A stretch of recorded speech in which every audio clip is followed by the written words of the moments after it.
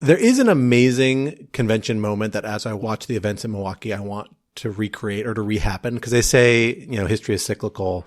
Do you guys remember the Macarena moment from 1992? You probably don't remember, but you've seen the videos. I'm not sure I actually remember either. Is this Al Gore I do remember doing the Macarena? Am I making that up? It's all of everyone. Them. It's Hillary amazing. Clinton. Wow. Hillary is like not quite on rhythm, so I don't know if it qualifies as the Macarena. She's like a step behind. Makes me like her but even the rest more. of them are. She's just kind of clapping, as I recall. But the rest of them are hardcore Macarenaing. And I was trying to think to myself, what would be the RNC convention dance this year? I think we're past dugging. What is the move at this point? I mean, I think Gangnam Style is forever. That has not been forever for at least a decade. It's a good dance. I think it's a good dance. I really do stand not by it's a good envy dance. whoever is responsible for producing these conventions. It seems like a very difficult job. It does. I only catch little snippets, but at one point there was a bulldog on stage, evidently, that they kept cutting not the just footage a bulldog. back. Who's like the mascot, Babydog. right? He's not Babydog. a mascot. How dare you? That is not a young dog. He's a baby dog? He is the beloved pet of West Virginia Governor Jim Justice. His name is Babydog. He goes everywhere, as far as I can tell, with Jim Justice, including on the stage at the RNC in an armchair, weirdly. That's the part that was weird. If/when Jim Justice is elected to the vacant Senate seat left by Joe Manchin's retirement, I think we are going to see a vicious battle over whether or not Babydog is allowed on the floor of the U.S. Senate. Or gets a seat for that matter. Is that more or less weird than Clint Eastwood talking to an empty chair? If Clint Eastwood had the conversation with a chair with a bulldog in it, which would have been better? Would that have been better or worse? If Clint Eastwood had talked to Babydog, I think that would have been the best. So the thing about Babydog is that, like, Jim Justice is bad, but Babydog is really cute, right? So it produces a real, Cognitive torment within me dissonance about what I think about Babydog. Yeah. That's difficult. Babydog is very cute. Babydog has a very squashed face, and it's very cute. $1 Million Baby Dog. There you go. I was looking for some Clint Eastwood movie intersection there. $1 Million Baby Baby Dog. Guys, I think we have our episode title. There you go. I think that's it.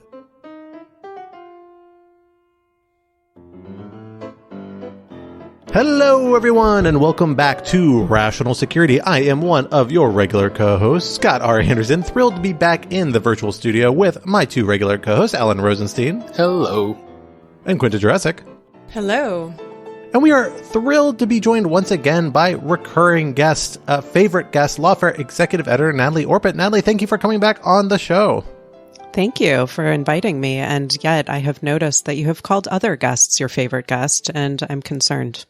Every week I have a new favorite guest. It's whoever responded to my emails that week to come on the podcast. Scott loves all his guests equally. Exactly. All No, right, it's I'll whichever take one it. that week gets the edge officially.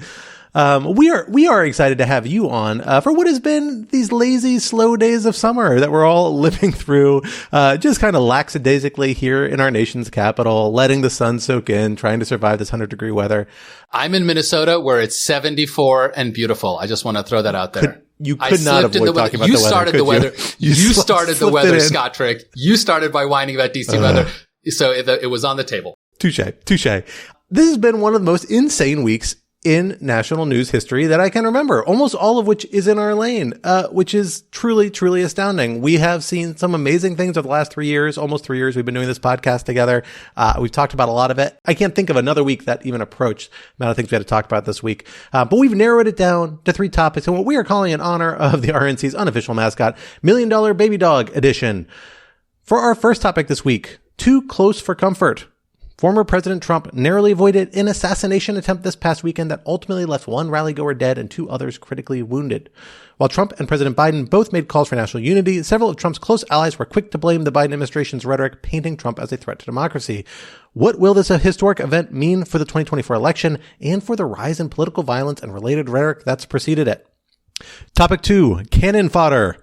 After months of glacial judicial proceedings, federal district court judge Aileen Cannon finally did what many of her critics have long expected and dismissed the special counsel's criminal case against former President Trump and his alleged co-conspirators, based in large part on an aggressive reading of the Appointments Clause and narrow reading of the legislation allowing for the special counsel's appointment. How credible is her holding and what will it mean for the future of the trial? And topic 3, hillbilly pedigree.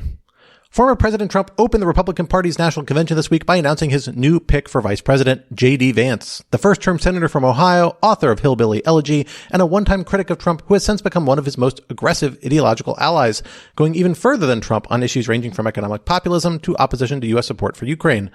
What does his nomination mean for the race, for the Republican Party, and for the future of national security policy? And most importantly, for the Yale Law School, of which he, and I think you too, Scott, if I'm not mistaken, are proud graduates. That is true. Although I will confess, he graduated a good deal after I did, actually, which is a little bit of a painful data point. But we will get to that, I have no doubt. For our first topic, Alan, let me hand it over to you to get us started. Yeah. So we're recording this, as we usually do, on Wednesday morning. And I say that because this is a story where the facts are really important. The facts are still very much developing. And so I'm going to try to stick with what I think we know for sure. But again, the investigation into this is very much ongoing. So on Saturday, while Trump was giving a campaign speech in Pennsylvania, 20-year-old Thomas Matthew Crooks fired 8 rounds from an AR-15 style rifle from the roof of a nearby building. One of the shots grazed Trump's ear, though he was otherwise unharmed. But other shots hit the audience behind Trump, killing one member and critically injuring 2, though apparently those 2 are now in stable condition, which is obviously very good. Although the Secret Service tried to push Trump down, he sort of stood up, raised his fist, and defiantly yelled or mouthed, I think it was fight, fight, fight. There's a truly, incredible picture of that moment, sort of, Trump surrounded by Secret Service with blood all over his face, his fist in the air. I think it will go down as one of sort of like a defining photograph of American political history. It is really quite remarkable. Meanwhile, Crooks was shot and killed, after taking the shot against Trump by the Secret Service's counter sniper team. Again, as I mentioned, the investigation is very much ongoing. And in particular, it's still pretty totally unclear what Crooks's motive was. So he was a registered Republican, though it's unclear what his politics actually were. He didn't seem to use social media much. The politics all seemed to be kind of all over the place. People who knew him described him as shy and quiet and frequently bullied in school. So when this is all over, this could still turn out to, this could turn out to be politically motivated on some side of the political spectrum. This also could turn out to be, as happens sort of depressingly often in America these days, a sort of disaffected loner who committed violence for some random reason, perhaps even sort of as a suicide by cop attempt. We really just don't know. And we may never know, actually.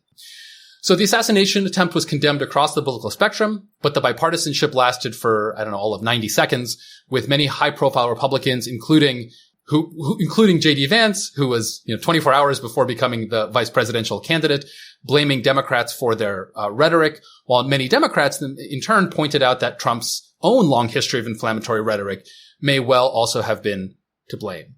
So obviously a ton to discuss. We could probably spend the whole episode discussing this, but let me just sort of throw this out there. What does this tell us, if anything, about the current state of American politics? Who wants to go? It tells us that we should be scared of political violence. In Lawfare, I believe yesterday, we published a piece by Seamus Hughes that provides some very helpful actual statistics about the phenomenon of political violence and how it has increased over recent years. It almost doubled the number of federal charges relating to threats to public officials. I think on one comment you just made, Alan, with respect to how we don't know whether this was politically motivated or not, Seamus cites a statistic that of the 503 individuals arrested on federal charges involving threats to public officials, more than half of them didn't have any evidence of a political bent or ideological bent. So I think that's just to sort of emphasize that we really don't know.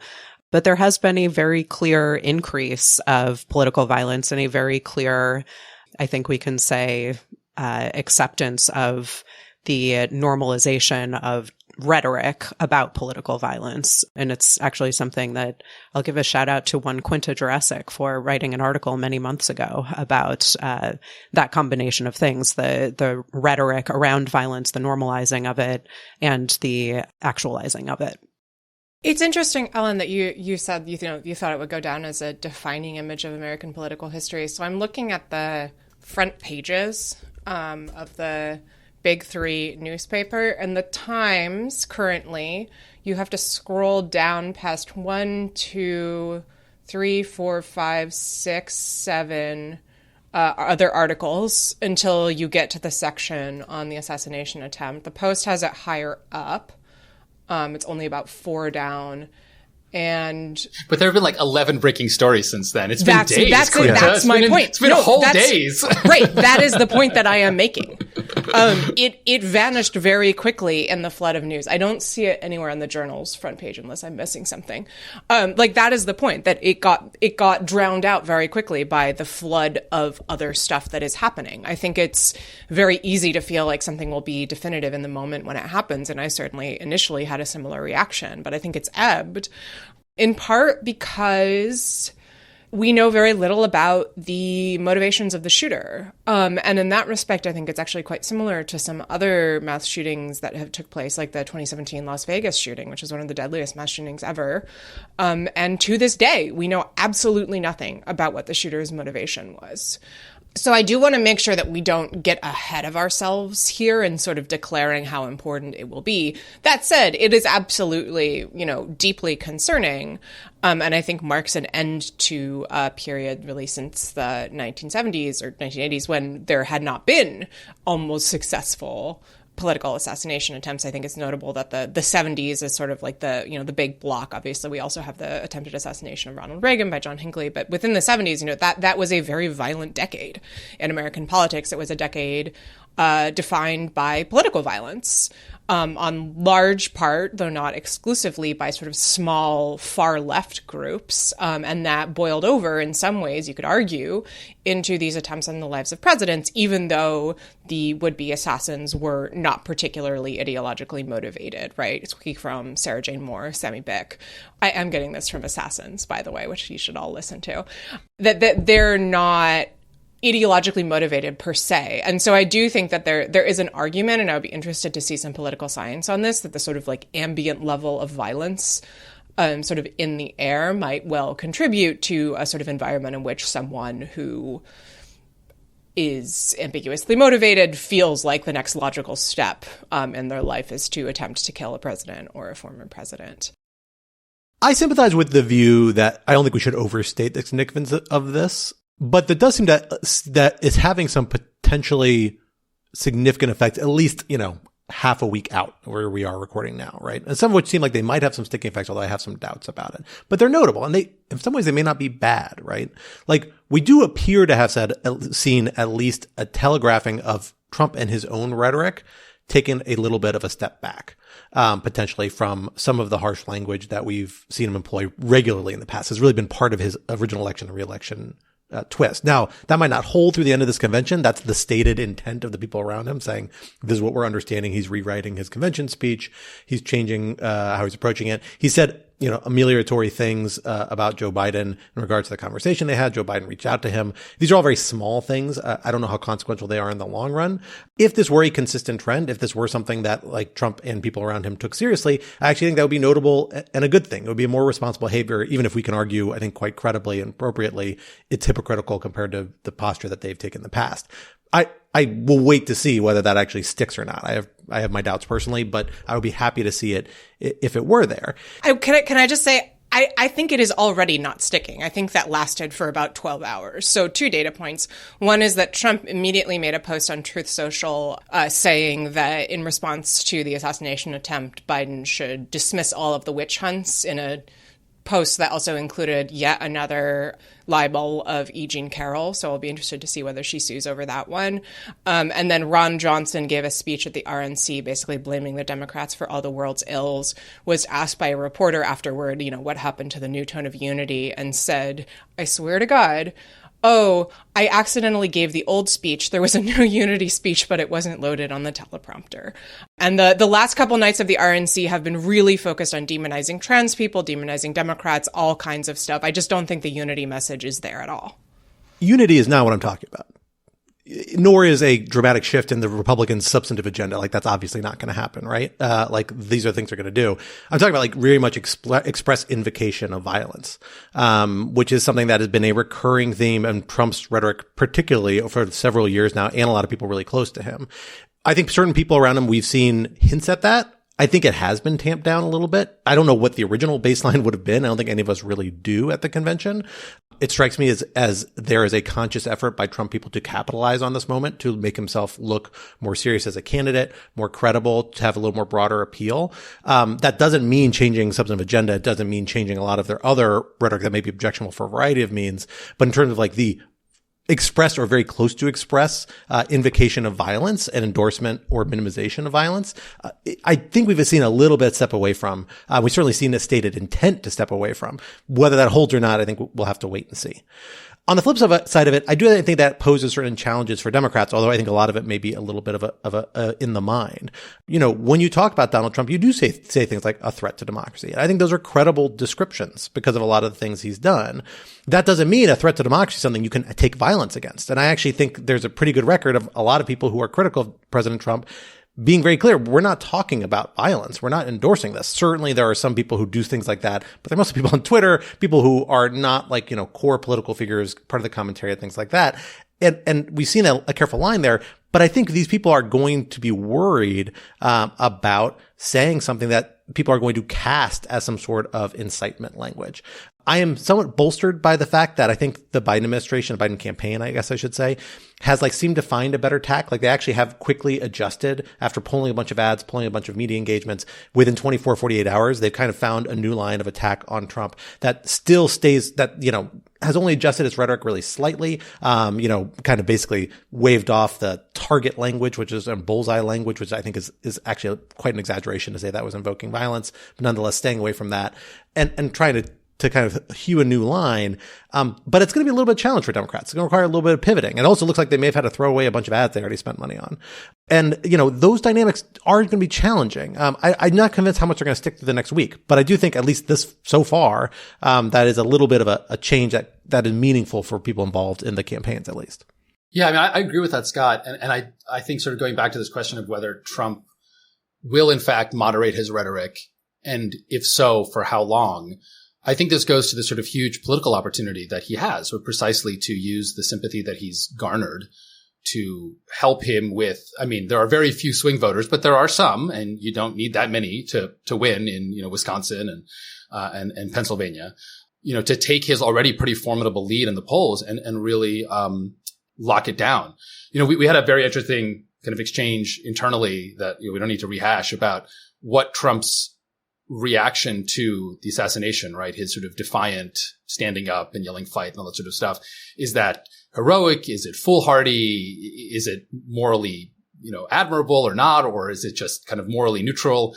And I think it's an interesting question, but I would guess, though, again, it'll be interesting to see what the polling shows. And I'm sure someone is trying to figure this out right now, that at least some people in the electorate who otherwise generally do not like Donald Trump will think that his response was reasonably impressive and kind of a contrast to the problems that are very much dogging President Biden regarding his age and vigor. And I think the question is, can Trump discipline himself long enough to take real durable advantage of that? I'm actually skeptical that he can, frankly. I mean, I think, you know, he's been a particular way for 80 years now, and I think it's very difficult, even in the wake of such a traumatic and, you know, life-altering event like almost getting killed, to change durably given all the pressures of the sort of campaigning and politics. But we will see. I mean, look, I think the question of will Donald Trump be able to hold on to his restrained new tone, people have asked that every single week of his presidency, and the answer was no. Like, at a certain point, you are Charlie Brown, and he is Lucy with the football. Like, we don't have to pretend to be stupid here. But also almost dying is actually, right, just to be fair, almost dying, almost getting shot in the head is a psychological trauma, right, that is orders of magnitude more severe than possibly anything that else has happened to Trump. So again, I would, if I had to bet, I would bet, like you, Quinta, that he will not change. But I don't think to hypothesize the possibility of that is to be sort of so naive. Okay, well, so let me just say, we have data on whether or not this helped him. It is from Morning Consult. It showed that there was no poll boost since the assassination attempt, and in fact that Trump's lead had narrowed against Biden since the last poll in early July. So I am not a pollster. I understand that sometimes these things tend to take a while to shake out, but the initial data suggests that there is basically no reason to think that this would change anything at all. Yeah, I mean, it does strike me that that's a bit early, but that's my understanding of the indication so far. And it's worth bearing in mind, like politically, I think I think this campaign is so early in this campaign. There is still a long time and a lot of intervening news events that are going to happen. Much like with the debate, like the actual impact, there very well might be some, even if there is some, a day or two from now, a week or two from now, we don't know the extent to which that's going to stick, by November. I don't think this is a decisive matter.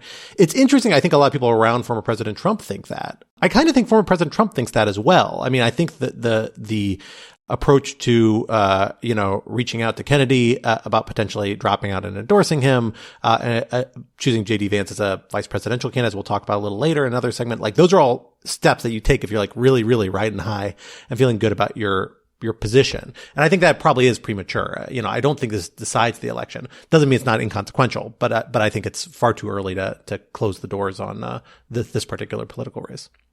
Okay. I'm going to put a marker down and we can revisit this, in 3-4 months.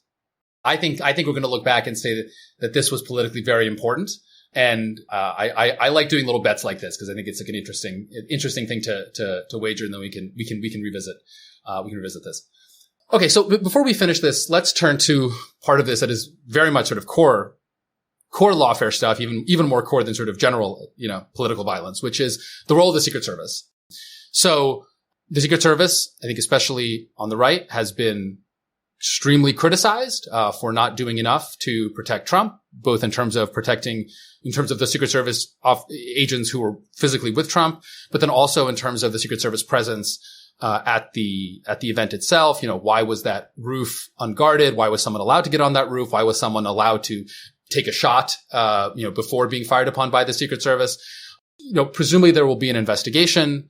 I'm not sure how that investigation is going to go. Will the right, which is already extremely skeptical of this administration, be willing to have this administration do its own internal review of the Secret Service? Will this have to be a congressional bipartisan investigation? Can that even go well in this political climate? So I'm curious what you all think about sort of what we know about the Secret Service performance, and maybe more importantly, how we will go about figuring out whether the Secret Service did a good job, all things considered. So the Secret Service has long been a pretty troubled agency, and Carol Leonnig at the Washington Post has done a lot of reporting about this and has a book. So I will say I am not super surprised that there was a big screw up here. I don't know enough about the service to have a good sense of this particular mechanics of the screw up and how they fit or don't fit into past screw ups. Do you think there was a screw up? Oh, yeah. Are you kidding me? I don't know the specifics, but the details, like there were police snipers inside the building that the shooter was on top of. Oh, that's not great. Seems to indicate that there was a certain level, like there was an awareness that that building was potentially a problem, but for some reason they weren't on the top. I don't know. It seems like somebody really messed up here. Beyond that, I think it's a bit too early to say, but it seems not at all wrong to me that there's a need to investigate here. My worry really is that it'll get derailed into like dumb conspiracy theories rather than actually investigating, what seem to be serious problems. Yeah, I don't disagree with that, but I do think it's worth sounding a note of caution before we too heavily lean into the presumption that there was a major error here. Because I think that kind of understates some of the complications and complicated dynamics as I understand it from some of these events. I've never been involved in anything like this political campaign, but I was, when I was in Iraq, involved with a lot of security measures about public events and moving around a dangerous environment. And like, it's just a really complicated enterprise. A lot of guys I knew, actually a few of them have like gone on to do, they're at Triple Canopy or something like that when I was there, and some of them have gone on to do various other kind of protective type stuff. That's kind of like their bread and butter, for the secretary or for other people. And it's just a really, really complicated venture where you are both balancing the demands of your principal, which sometimes whose desires trump your position. So that might bear on like the choice of location here and rally. It might be entirely possible Secret Service says we don't want to have a rally here because there are all these buildings around that make it hard to secure lots of different lines of sight you could get the president. And the Trump campaign said, no, this is a good place for a rally. It's in the middle of, for political reasons, for cost reasons, for whatever reasons. We got to go ahead and do this. You know, the risk isn't worth it. This is why all rallies should happen at the Four Seasons landscaping parking lot. This is easily securable. Where it is surrounded by cement and you can only drop it from the sky. That's exactly right. Another angle I thought was really interesting. This I saw on Twitter. So, you know, take it with a grain of salt, but it seemed from a fairly credible person with a military and security background, pointing out that like in security missions, and they were specifically talking about specific Secret Service protocol based off some work they'd done. I think they were like a local police officer who'd been involved. They pointed out that actually like the rules of engagement about when you would shoot somebody who you believe to have a gun are pretty demanding in the context of the Secret Service, because these are public events full of Americans who are carrying flags and doing lots of other things and that are telescopes. That are I mean, do you want to be the guy that killed some civilian who was being an idiot and got on a roof with a telescope because they really wanted to see the president? It's tricky. Exactly. And so like this was the supposed protocol. What this person was saying is that they flag it, the sniper watches, and they move an investigatory team who's supposed to verify before they actually engage. That's actually a threat. And here, you know, I think there was the 90 to 120 seconds, between when they got events notice and when the shooting started. So maybe the investigatory team hadn't gotten there yet. That may not excuse things. Like maybe it was clear enough. This guy's on a roof. It certainly sounds the rifles may be distinguishing from this. It's just a really complicated picture. And these people have really hard jobs. And I think we just need to be a little bit more circumspect, about, you know, how easy it would have been to avoid this and how a lot of assumptions we make. That also goes to a lot of people criticizing like a lot of the Secret Service generally for other regards. A terrible, terrible meme that's come out of all of this is this idea that female Secret Service agents involved in defending the president somehow were inadequate or not doing their jobs, among other things, because they're shorter than the president. That's like completely absurd. And a lot of the commentary from like people who have no background on this and Twitter criticizing these people doing their jobs and like literally putting their lives in line for the former president, I think is pretty detestable. That's a like extreme version of this, but all around, you know, I really think cool heads and a little bit of deference to the experts, at least until the investigation results come in, is the best way to approach these sorts of questions.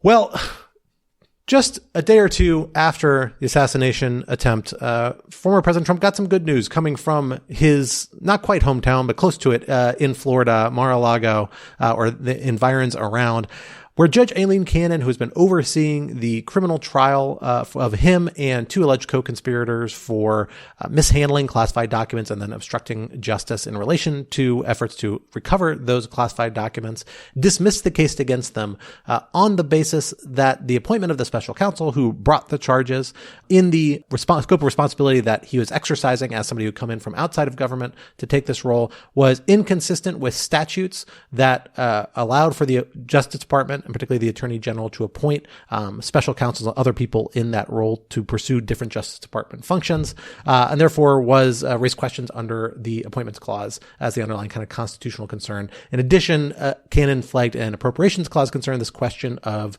how exactly these special counsel was being funded, the fact that it was being funded from funds originally kind of allocated for the independent counsel that no longer exists, but did exist until 1999 under a prior statute. But she did not necessarily lean on that, although it was separate grounds for dismissal. And then she approached and actually dismissed this case, essentially saying, you know, this case, because of this error and how the special counsel was appointed and operated, warrants dismissing all these charges and ending these proceedings.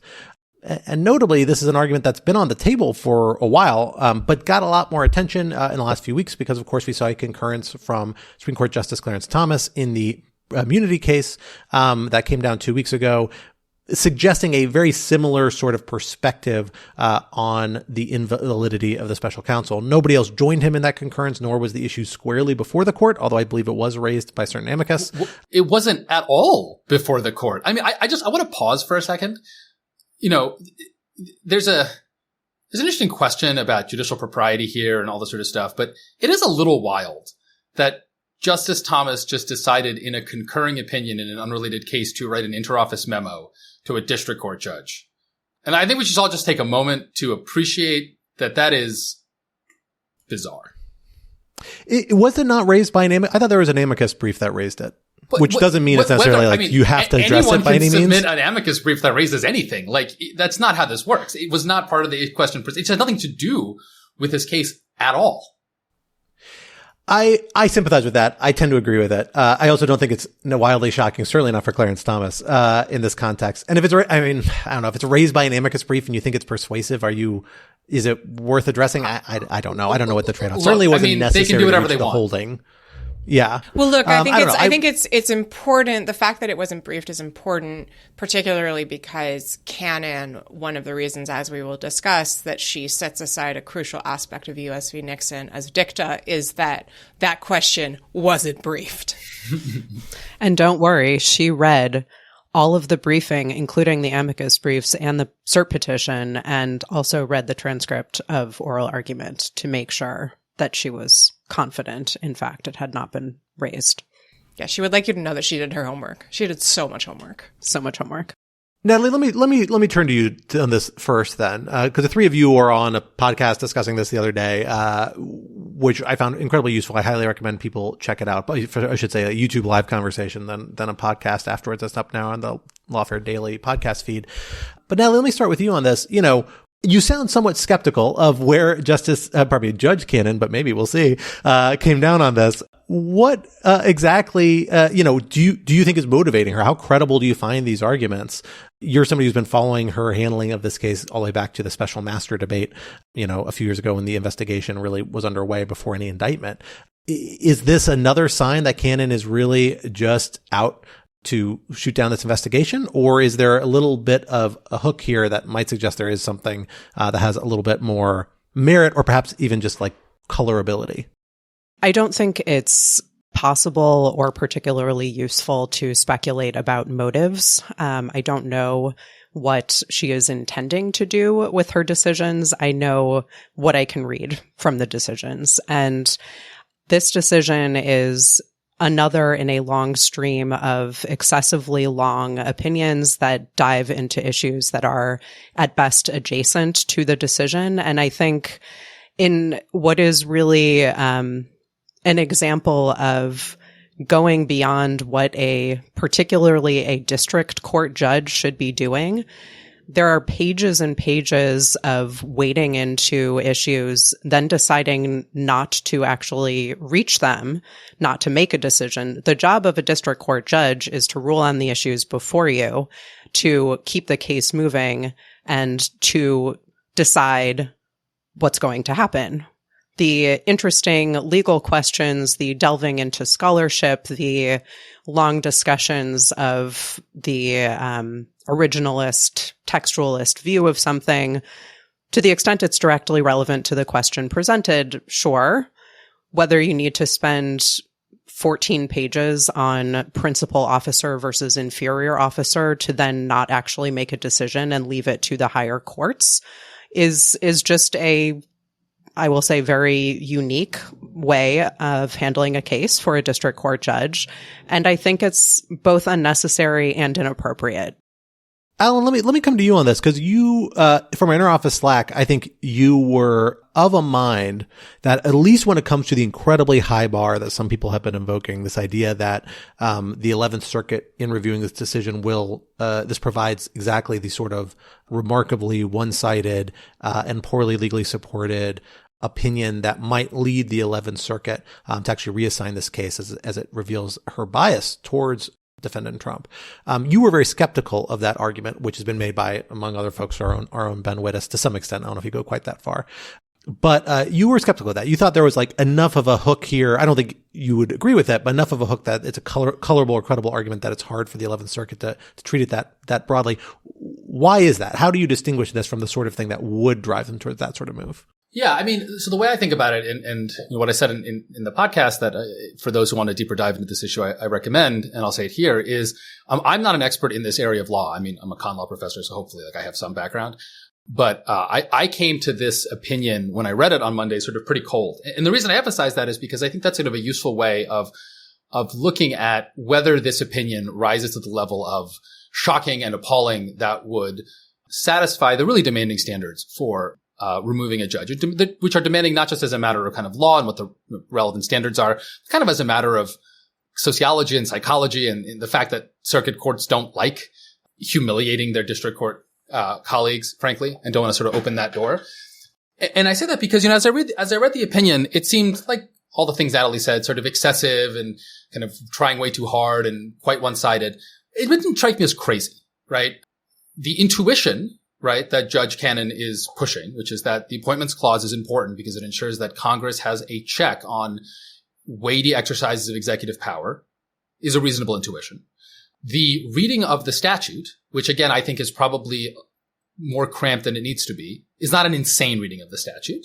And especially if you read it strictly textually, which is, again, it's not the way I like to read statutes, but is kind of the dominant methodology on the court.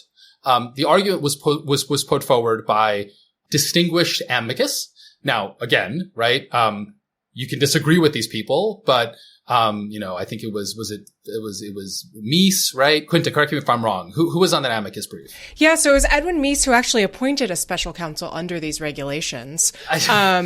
Weirdly does not come up. He thought better of it, right? I mean, it's Edwin Meese. No, but I'm actually like, I'm not just being catty. I think that is important in evaluating the seriousness of these arguments. Why would you not address that? And Steve Calabrese, who is a professor at Northwestern University. Distinguished legal scholar. Yes. Right? Yes, who was also gone. Thoroughly beclowned himself with recent writings, on the Volokh conspiracy last 6 months. Including his argument about the constitutionality of Mueller's appointment, which he made in 2018, and which George Conway on lawfare, also a member of the conservative legal movement, I would say, thoroughly shredded, in part because Calabrese completely ignored a lot of relevant law on the issues he's asserting. For example, that U.S. attorneys are principal officers rather than inferior officers. There are not one, but two circuit court opinions saying that is not the case. Does Cannon address these? Nope. If I may finish the thought. Wait. I think this is relevant because if you just say, they are distinguished and look at their credentials and don't actually evaluate the merits of their arguments, I think that you are missing something important here. But so the point I'm trying to make, right, is that the standard for throwing a judge off of the case is different than the standard for reversing them on appeal.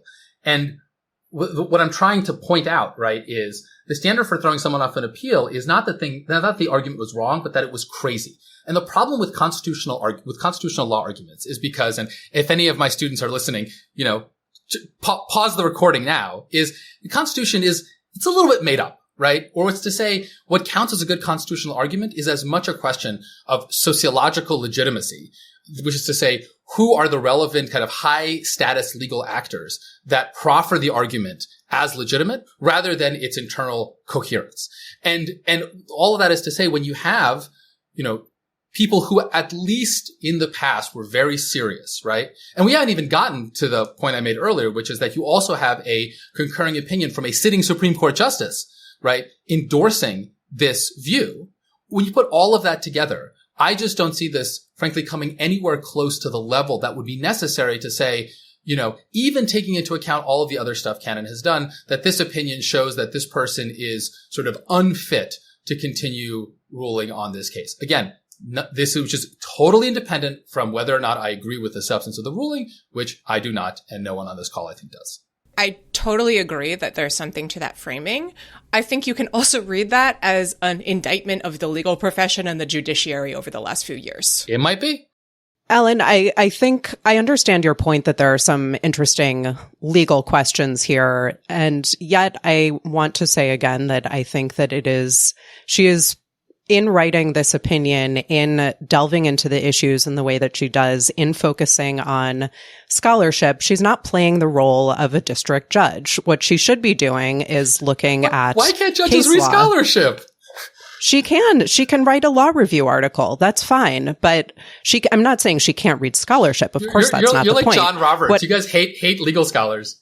I absolutely do not. I think they serve an important role. I do think that it is disingenuous to follow what is sort of critical scholarship in the sense of looking into and doing deep dive analysis of what are sort of interesting legal questions. I mean, there are a lot of interesting legal questions. It's fun to analyze them. She goes through and analyzes them as if no one else has done so. And she She puts a very significant emphasis on the notion that this is a matter of first impression in this circuit in a way that I find disingenuous. It is very normal to cite what has happened that is relevant in other circuits, notwithstanding the fact that it's not precedential. That's fine. But to sort of ignore the other case law that is out there exploring this interesting legal question in favor of instead doing a practically de novo analysis, for example, in the textualist analysis, it strikes me again as an inappropriate framework and an inappropriate approach to writing a decision as a district court judge. And I will say also by way of comparison that Judge Chutkan, when writing her decision on the motion to dismiss on immunity grounds, which we know was a complicated legal issue because there was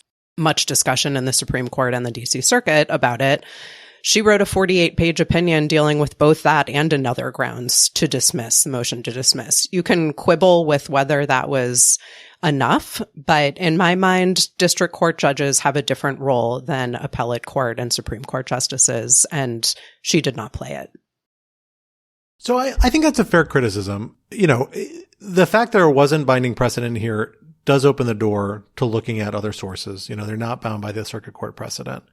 And so, you know, there's this question about how much do we weigh, or is it appropriate for a district court judge in particular to weigh longstanding practice, because this is decades-long practice by the Justice Department, well-established, never successfully contested, not even really actively contested. I don't think people really thought much of an issue with it. And how much does that weigh versus a highly, highly scrutinizing read of statutes? And maybe I think the exchange Alan and Quinta had going back and forth about like how much can this particular judicial moment where courts, and particularly the Supreme Court, seem much more willing to second guess longstanding practice in view of a much reinvigorated, aggressive reading of statutes. How much does the district court judge enter into that is a hard question. I don't think there is an easy question here on the merits of these arguments. And I'll say I don't find the DOJ analysis very compelling. Like, among other things, she really hangs a lot on the subject headers under which a lot of these statutes appear, which is something that the statute organizing these authorities says you're not supposed to do, even though courts do it. But the other point I would raise is I actually think the appropriations clause argument here, actually, that she doesn't rely on, is a little more compelling because it is a weird funding mechanism. But this all gets to what I thought was the most problematic part of this opinion, which hasn't gotten nearly as much attention, is the remedies question. Because there's a clear remedy, the appropriations clause argument. That's why she didn't rely on it, I suspect, is because the DOJ said, look, we'll fund it from something else. We have lots of discretionary funds we can use. If you say we can't use this one easily, we'll shift fundings over here. We'll compensate the account back. Not a big deal. The same question to me goes to this question. Is the remedy here actually the thing that is extraordinary, to say, hey, this special counsel was appointed in good faith, no one disagrees, is consistent with longstanding practice, but had this technical error, is voiding all of what the special counsel has done appropriate here, especially because even she acknowledges the statutes in question would allow somebody to, the attorney general to appoint somebody to investigate a lot of these crimes, under the FBI statute. And there's a lot of FBI agents involved. And then you could just have the attorney general ratify the different actions that special counsel has taken, which is not unusual. That's what like the CFPB did after the Sela case. So why does that not remedy this? Alan, I'll put this to you. So I think it might remedy this. I mean, I think the question is, and I think the way to think about this is sort of what are to use that really cliche phrase, what are the neutral principles that one would want here, right? If the roles were reversed and the Trump administration had used special counsel Calabresi to, go after Joe Biden for what, people, for what a lot of Joe Biden supporters thought was frivolous nonsense litigation, right? Again, I don't think that's what's happening in the Mar-a-Lago case, but that's clearly what a lot of people on the other side think. A Democratic appointed judge had decided that special counsel was appointed in violation of the law or in violation of the Constitution, which, may be good faith or not, but is a abuse of power, right? I mean, to the extent that you think that the structural provisions of the Constitution exist to constrain government power appropriately, would we, right, be satisfied with a remedy that said, well, you got to kick this person off the case, but you can just quickly swap in a new boss, who is, a normal employee of the Justice Department, or you got to give it to the U.S. Attorney for Florida. No big deal. This thing proceeds without incident. I don't know, right? This is why these kinds of questions are so difficult, because I think so much of it is just downstream of what you think of the underlying legal merits of everything that's been going on. I think the legal merits of the Mar-a-Lago case are really strong. And so, I still don't like this opinion. I don't like the remedy, but I'll admit I'm having a little bit trouble thinking through what I would want what I would think is the right answer if I thought the opposite. And that's what I'm getting a little hung up on in trying to answer your question, Scott. I mean, but again, this goes to the question of past practice. My understanding, and maybe I'm wrong here, is that when the DOJ has run into these questions in the past, they have used the remedy of slotting in another person. We're not approaching this completely fresh. There is an existing structure of law and practice here.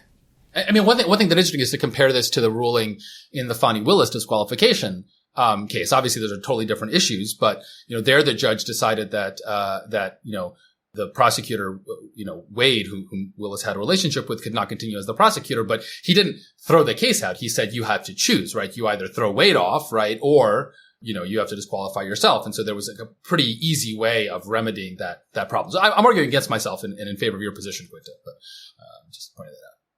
Yeah, I'll raise just one closing thought, because I thought Michel Paradis, who's on the podcast with you all, I think yesterday is the day it ran, made this point really interesting, is that this is the sort of situation where you might see the executive branch just try and remedy this without actually addressing the merits of it by trying to ratify these actions by an official who's outside the scope of this, which I think would be the U.S. attorney or the attorney general or just about anybody else in the conventional line, particularly if they've received Senate advice and consent. Merrick Garland should just walk into Cannon's courtroom and say, Judge, what do you want me to do? Just tell me what you want me to say. I will just say, can we please get this moving? This is all getting ridiculous.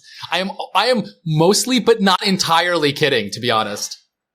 But it's worth, that would if DOJ thinks that would work, that does kind of make sense as a route forward, especially because this is not, a district court opinion is not binding precedent anywhere, certainly nowhere they particularly care about. But it's going to look like a win for Judge Cannon, which I'm not sure is the right way to interpret it. That's how it's going to be interpreted. So if folks see that, understand, I think there's a little more complicated calculus behind it.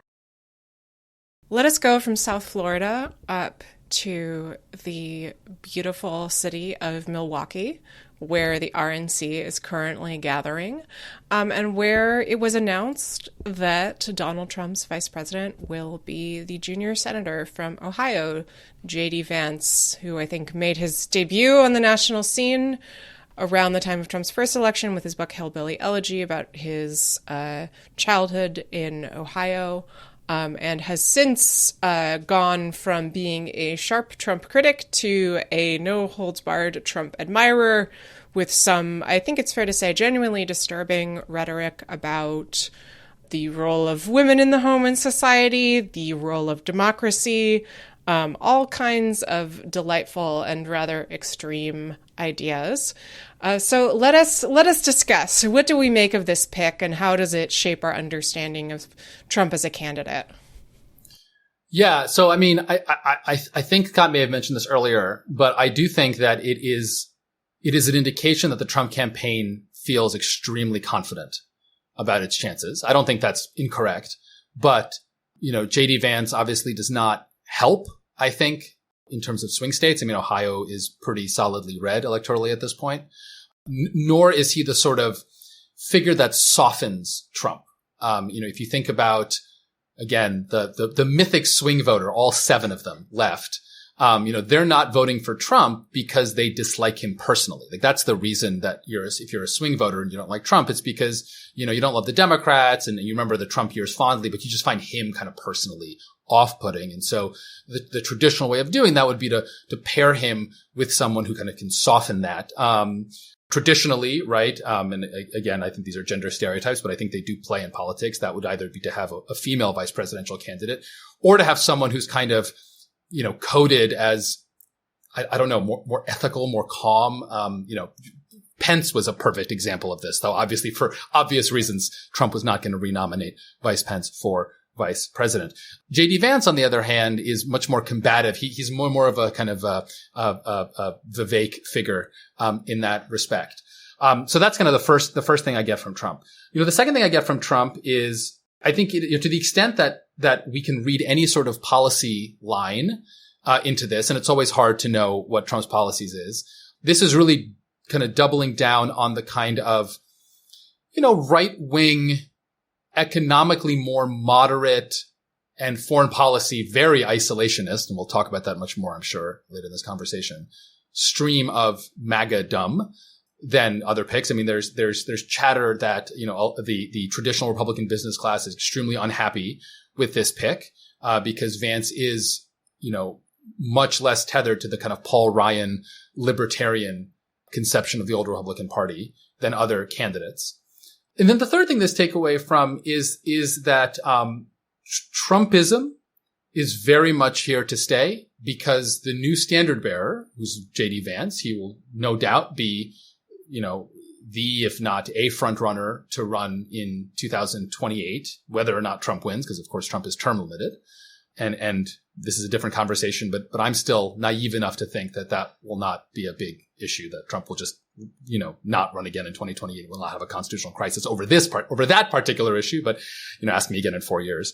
Vance is very smart, right? He did, after all, go to the Yale Law School. But in all seriousness, he's clearly extremely smart, extremely ambitious. He has a certain charisma. I mean, I find it a little off-putting. It's called a beard, Alan. Yeah, well, it works for some of us.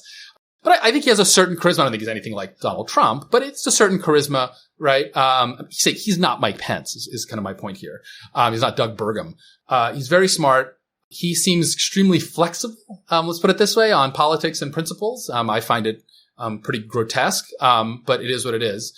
And, he is the sort of, I think, scary possibility in terms of a smart, ambitious person that is willing to kind of push the authoritarian project further, because he knows, just to take one of many examples we could take here, he knows the election wasn't stolen. He obviously knows that, but he is more than willing to do unbelievable levels of damage to the core institution of American democracy because it is advantageous to him. And I think that's bad in and of itself, but it's bad because it shows what he is willing and capable to do, right? I mean, how many times have we cited Ben Wittes's famous phrase that the only good thing about Trump is that his malevolence is tempered by incompetence. J.D. Vance is not incompetent. I believe that was a Quinta Ben phrase. Was that a Quinta Ben? It was indeed. Oh, I'm so sorry. I did not realize that. I will forever call it a Quinta Ben. Okay. I'll do a Quinta Ben. It was published in a piece on which Ben was the author, but it was cooked up between us. Oh, I didn't realize that. A Quinta Ben special. It's still the best line, I think, ever about Trump.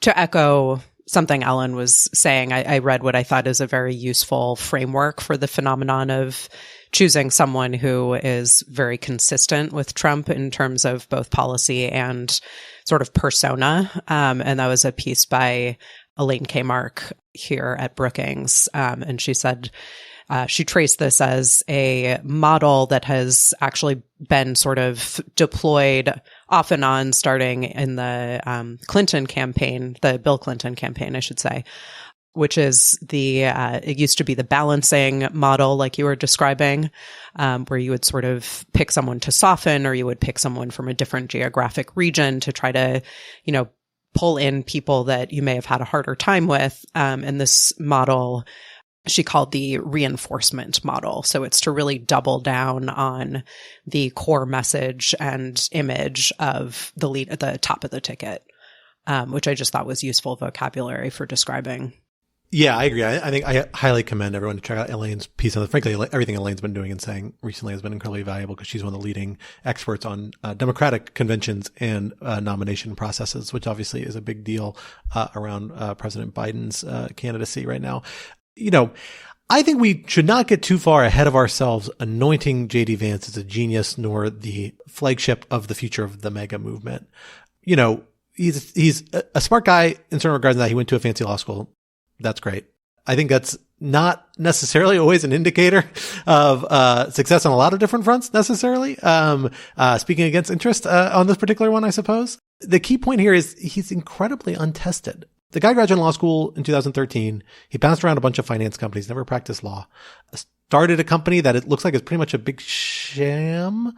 Only has like 4 or 5 employees, claimed to generate 750 jobs.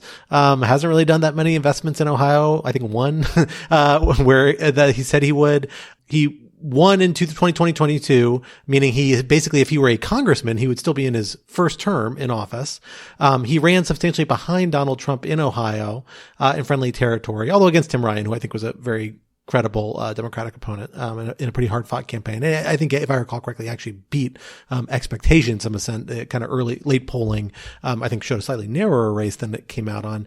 But it takes a lot more than that to know that A, he'd be an effective president, B, he's going to be an effective articulator of an agenda or advancer of an agenda, or C, that he's going to be somebody who can kind of capture the crazy genie in a bottle effect of the mega movement, which is something we've seen countless savvy, successful politicians trying to do, from Ted Cruz to Lindsey Graham to, tons and tons of people try and do over the last 4 years, where it looked like Trump might have, set the sun on his chapter leading this movement, and none of it has really succeeded. None of them have succeeded or captured that. And being Trump's anointed heir, I don't know if that's what's happening here. I think that's what people who like J.D. Vance want to see what's happening. That includes Peter Thiel and, Andreesen Horowitz, founders, and other people who have a lot of money behind them that make them influential, and probably is part of the reason he got the nod. But, I'm not sure that is a recipe for success. So in my mind, the big takeaway here is that Trump selected somebody who is a loyalist. Trump selected somebody who is an attack dog for him, very willing to go to the bat and make aggressive things, as we saw just in the hour after the assassination attempt, with that tweet we mentioned before. And he hired somebody who doesn't add a lot politically, maybe helps on legacy to some extent, but who doesn't add a lot of credentials in terms of like who's going to govern after this president, who will be older than the current president when he finishes the second term if he's reelected, will actually back him up successfully because he's a young and incredibly inexperienced. So I'm not sure what the metrics are. And I'll say the process, the news reporting, we have the process behind this decision, which is that it was kept secret, and nobody knew, including Donald Trump's son, who had been pushing for J.D. Vance, that this is the choice he made until he announced it on Truth Social, in a process Trump himself described as being like The Apprentice. I think underscores this may not have been the most rational, carefully considered decision. It may be, another one of these Trump specials, which is just how he tends to deal with these matters, very shooting from the hip and instinctually generated. And that doesn't always lead to good outcomes, as we experienced during his time in the White House. Yeah, just one quick point here on Vance's past performance. So he won the 2022 Ohio GOP primary after getting Trump's endorsement in a pretty crowded field with only 32% of the vote. And then in the general, so he did ultimately win by 6 points. Every single other Republican who ran for statewide office in Ohio that cycle won by double digits, and they all won by double digits more than Vance. Yes, but did Vance have a beard at the time? That's the question. Yes. Maybe, yeah. So maybe I take back all the stuff I said But about he wasn't his yet graying charisma. at the temples. That's where the sex appeal comes from. Is the graying at the temples. You just keep telling yourself. He says as he gestures towards his temples. So I think I want to make sure that we talk about the foreign policy implications as well, because among Vance's other charms is that he has been extremely harsh in his language toward Ukraine and what he sees as the appropriate scope of U.S. involvement. So Scott, do you have any thoughts about that and what this might mean? Yeah, he's being portrayed as an isolationist. I don't think that's actually quite right. As far as I recall, my recollection is that he's actually publicly said he doesn't support withdrawing from NATO, although he supports a major recalibration towards Asia. I mean, he's essentially in this kind of China hawk mode that people associate with realism, which I think is a little bit of a misreading or / narrow application of realism. Realism can take all sorts of different forms other than being a China hawk. That's associated with Elbridge Colby being kind of like the lead, another Yale Law School grad actually, being like put forward as kind of like the leading kind of intellectual architect of this, who's a Defense Department official during the Trump administration and is at a think tank and has been at a couple of think tanks over the years. And it's this idea that we should all focus on competing against China. And because of that, we should, not overcommit ourselves in Europe or the Middle East or other places. That is actually there's a strategic logic there that is shared by the Biden administration and by the Obama administration before that and the Trump administration between the two, which is the pivot to Asia concept. The question is how severe you do it and how much you value all the other international equities and interests the United States has and the longstanding relationships with Europeans that you have in particular. Ukraine becomes the hub of this because Ukraine is perceived by this camp as a huge U.S. commitment, which it is. I think it's a fair thing to say, with limited strategic value because they are not worried about Russia. They think Europe worries a lot about Russia, but we shouldn't worry so much about Europe. They're much more worried about China being a direct threat to us. And so they're willing to compromise a lot of equities in Europe to refortify our concerns in China. That is obviously a big concern for a lot of people who are internationalists, of whom there's a huge camp still in the Republican Party, a very quiet camp, a camp that kind of like, doesn't tend to pipe up too much, but is very much there, still very much votes that way, is still very influential in Congress in particular, and is particularly influential among committee leadership in a lot of different regards, particularly on armed services and, foreign affairs and things like that. So that sort of wing of the party, we're already seeing reporting of widespread discontent with the J.D. Vance pick, particularly because we know the final menu of options that was being telegraphed by Trump's own team were much more conciliatory picks like Rubio and Burgum, both of whom are kind of like centrist by today's Republican Party standards, meaning like pretty far to the right, but not really in that kind of isolationist camp, much more conventional views on national security for Republicans. And Trump averred away from that. And then he dodged Youngkin, who is another name we saw being floated out late in the game, right? And Tim Scott, another name we were seeing floated, all of whom would have allowed a bridge open to this big wing of the party that supports this sort of international engagement, is still very much there, and got cut off by the J.D. Vance. I think this underscores again the extent to which this was like a position for someone who's feeling very confident about their domination of the Republican Party and of the outcome of the coming election, and might not have been the most strategic choice, because we've seen Trump act strategically before. Mike Pence was not his first choice. I promise you, Mike Pence was a choice because he wanted to consolidate his coalition behind him. And that's something that still would be useful for Donald Trump, I think, on a lot of different fronts. But he chose not to pursue that path. It might be a decision he comes to regret. I wouldn't be terribly surprised by that down the line. I think it is certainly true that he is more focused on the pivot to Asia, as you said. He's said that explicitly. He talked about it actually in February when he spoke at the very important and influential Munich Security Conference. That is part of it. It is also worth saying that I believe with respect to aid to Ukraine in particular, he said or indicated, I don't have an exact quote, that money should be redeployed to the southern border, in which is also a, whether you call that an isolationist approach or not, it is certainly a prioritizing of the hard right views of what needs to be done with respect to immigration that the Republican Party, particularly under Trump leadership, is espousing. I think it's just important also to think about the model of having your vice president be the standard bearer for your message. I think with Trump, it's difficult to know exactly how things will play out because he was such an unconventional president and he was such an unconventional candidate the first time and probably will be again, although he will seem less unconventional now that he had a 4-year presidency when the American people got used to how, let us say, unconventional he is in terms of the sort of standard political analysis. But he has said a lot of very inflammatory things. He's taken an extremely hard line on, the classic go-tos of Trumpist policy. And he's also, got this history of saying very extremist things, but then also being able to pivot to exactly the opposite. And I think it's worth just recalling the language that he used when he was so critical of Trump back in 2016. And he insisted he was a, quote, never Trump guy. He called him an idiot. He said he was noxious, reprehensible. He referred to him at some point as, could be something like America's Hitler.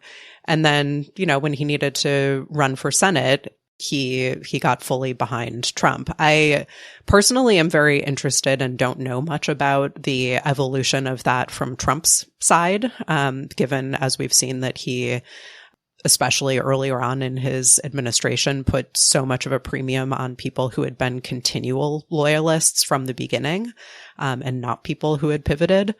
But it is a factor that he is able to somehow get away with these sorts of 180 position changes, because that's something that we've seen time and again from Trump himself. Well, folks, that is all the time we have together today. But this would not be Rational Security if we did not leave you with some object lessons to ponder over in the week to come. Alan, what do you have for us this week?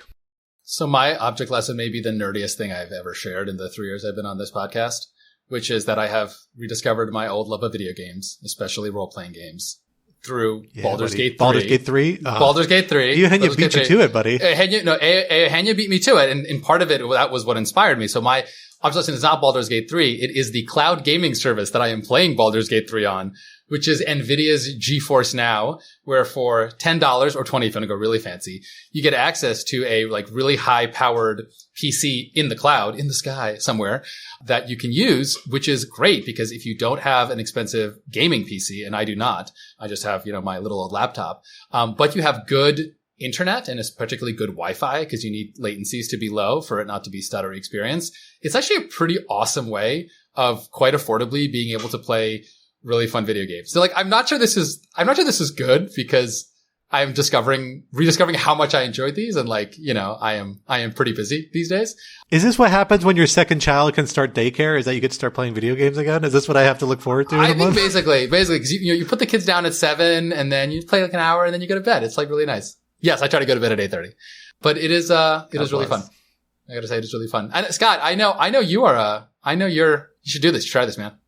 One day when I have time, perhaps. Right now, I'm not even sleeping more than 3 or 4 hours a night, so we'll have to wait a little bit longer. Well, to be honest, it's actually I don't know if you're out of the really, you're staying up all night with the kid, but there's you have to do something during the middle of the night while you're waiting for the kid to go back to sleep. That's fair enough. It can be this. That's fair enough. Quinta, what do you have for us this week? I have an update from New Jersey politics. And the update is Senator Robert Menendez convicted on all counts. Dirty Jers. R.I.P. Senator Goldbars. We hardly knew ye. We knew you way too well. We knew you far too well. Yeah, exactly. Exactly. Yes. So Chuck Schumer has called for him to resign. The governor of New Jersey has called for the Senate to expel him if he does not resign. I, for one, am enjoying this brief window where he is actually formally convicted before the Supreme Court inevitably gets involved and overturns the whole thing. And the great news is we get to do this again because his wife, Nadine Menendez, who he threw under the bus in an effort to get himself off the hook, is still set to go to trial later this summer. So we will see what happens there. Very exciting. Well, for my object lesson this week, I will share, the convention, Republican convention, as it's gotten underway, has got me dipping into some of my political nerd roots. I'm much more of a policy than politics person, but I enjoy political history as much as anyone. I've worked on a bunch of campaigns and done a bunch of political stuff off and on through the days, and I love weird history about political campaigns and the weird trajectories that American politics sometimes takes. For that reason, I was thrilled to see an article, I think just this morning or yesterday in Politico, about the relationship between Richard Nixon and Wilt Chamberlain, one of the weirdest political marriages in American history. Wilt Chamberlain, a big Richard Nixon backer in 1968. But what I didn't know was the history and story, which this does a phenomenally vivid job digging into, about how they met, which entails just getting into the back of a taxi when they both wanted to leave a march they were participating in early, and sharing the taxi on the way to the airport and then talking about it. Imagine that happening to a presidential candidate today. That is truly, truly wild. And imagine trying to get into a car with Wilt Chamberlain, who was 7 feet tall. That itself is astounding. So it's a great story. I highly recommend it. The article is Nixon needed help wooing black voters. He got the world's biggest basketball start to help, by Sean Ossale. Sorry, Sean, if I'm not saying that right. Great piece, phenomenal read. Really enjoyed it. And so I'll throw that in the show notes.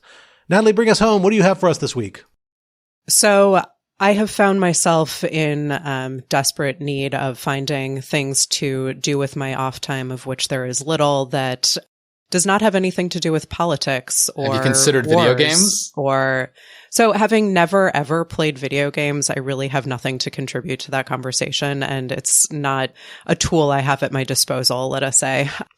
But I'm happy to report on what I am finding to be a delightful show, which is on HBO, that's called Hacks. It has nothing to do with politics or wars or other core national security issues that I spend my working time dealing with. It's very much something that should fit on the list that we have pinned on the office wall here at Lawfare. That is our list of happy things for, quote, when hard national security decisions get you down. It is very, very funny. Jean Smart, who plays a comedian in Las Vegas who's doing sort of a tired old but very successful show, and has foisted upon her a young comedian to work as her writer, and the antics that ensue while the younger writer is trying to push her to move on to different sorts of work. It's very funny. It is excellent escapism, and I'm sort of surprised that it doesn't have more of a following than it does, because it's truly excellent TV. So highly commend, particularly if you need a little break from the news. I've only watched 1 or 2 episodes, but did enjoy it. And I love Hannah Einbinder, who is the younger woman of the pair. And I didn't know this till I Googled this morning when I saw you intend to make this job declaration. She's the daughter of Lorraine Newman, comedy legend, SNL original cast member, which I had no idea, which is amazing. So she's a second generation comedy talent. It's really excellent. Made a really weird appearance on Comedy Bang Bang a couple months ago. I highly recommend. It was one of the weirdest things I've ever listened to and was great. So highly recommend. Well, folks, that brings us to the end of this week's episode. Rational Security is, of course, a production of Lawfare, so be sure to visit us at lawfaremedia.org for our show page with links to past episodes, for our written work and the written work of other Lawfare contributors, and for information on Lawfare's other phenomenal podcast series. While you're at it, be sure to follow us on Twitter at RTL Security, and be sure to leave a rating or review wherever you might be listening. Also, sign up to become a material supporter of Lawfare on Patreon for an ad-free version of this podcast and other special benefits. For more information, visit lawfaremedia.org/support. Our audio engineer and producer this week was Noam Osband of Goat Rodeo, and our music, as always, was performed by Sophia Yan. We are once again edited by the wonderful Jen Patcha. On behalf of my co-hosts, Alan Quinta, and our special guest, Natalie Orpett, I am Scott R. Anderson, and we'll talk to you next week. Until then, goodbye.